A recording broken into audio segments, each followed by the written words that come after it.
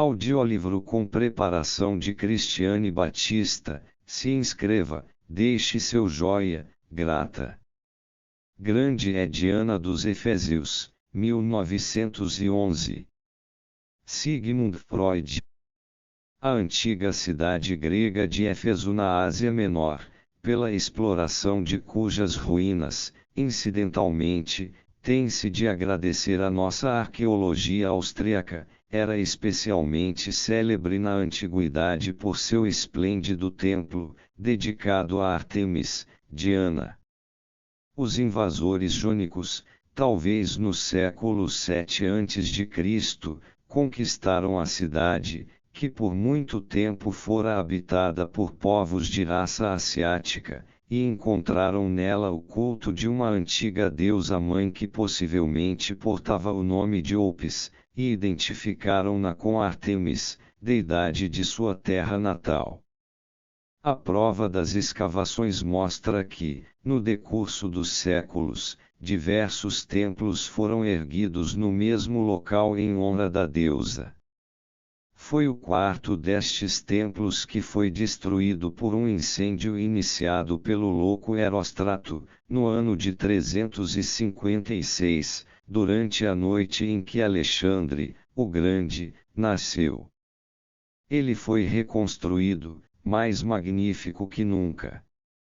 Com a afluência de sacerdotes, mágicos e peregrinos, e com suas lojas em que amuletos, lembranças e oferendas eram vendidas, a metrópole comercial de Éfeso poderia ser comparada à moderna Lourdes. Por volta de 54 AD, o apóstolo Paulo passou diversos anos em Éfeso. Pregou, realizou milagres e encontrou muitos seguidores entre o povo. Foi perseguido e acusado pelos judeus, separou-se deles e fundou uma comunidade cristã independente.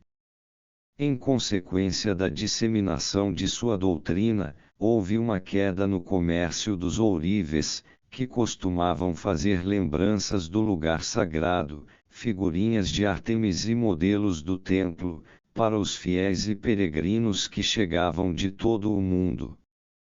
Paulo era um judeu estrito demais para deixar a antiga deidade sobreviver sob outro nome, rebatizou-a, como os conquistadores jônicos haviam feito com a deusa Opis. Foi assim que os piedosos artesãos e artistas da cidade tornaram-se apreensivos quanto à sua deusa, bem como quanto a seus ganhos. Revoltaram-se e, com gritos infindavelmente repetidos, de grande é Diana dos Efésios, afluíram pela rua principal, chamada Arcádia, até o teatro, onde seu líder, Demétrio, pronunciou discurso incendiário contra os judeus e contra Paulo. As autoridades tiveram dificuldade em reprimir o tumulto, o que conseguiram pela garantia de que a majestade da deusa era inatingível e achava-se fora do alcance de qualquer ataque. A igreja fundada por Paulo em Éfeso não lhe permaneceu fiel muito tempo. Caiu sob a influência de um homem chamado João, cuja personalidade apresentou aos críticos alguns difíceis problemas. Ele pode ter sido o autor do Apocalipse, que abunda em invectivas contra o apóstolo Paulo.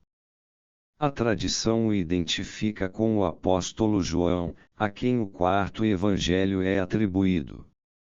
Segundo este evangelho, quando Jesus achava-se na cruz, exclamou para seu discípulo favorito, apontando para Maria: "Eis tua mãe." A partir daquele momento, João dedicou-se a Maria.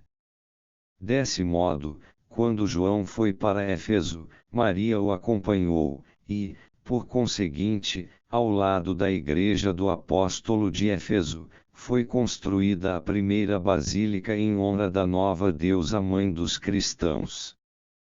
Sua existência é confirmada a partir do século IV.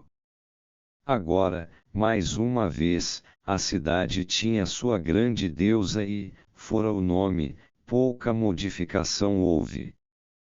Também os ourives recuperaram o trabalho de fazer modelos do templo e imagens da deusa para os novos peregrinos. A função de Ártemis, contudo, expressa pelo atributo de F, foi transmitida a um santo Artemidoro, que assumiu a proteção das mulheres em trabalho de parto. Depois veio a conquista pelo Islã, e finalmente, sua ruína e abandono, devido ao rio sobre o qual ficava a ver se tornado entulhado de areia. Mas, mesmo então, a grande deusa de Éfeso não abandonou suas reivindicações.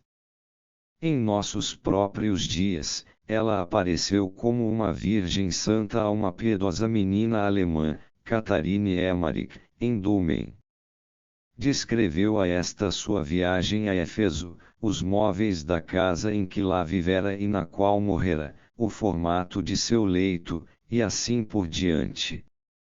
E tanto a casa quanto o leito foram de fato encontrados, exatamente como a Virgem os descrevera, e são mais uma vez a meta das peregrinações dos fiéis.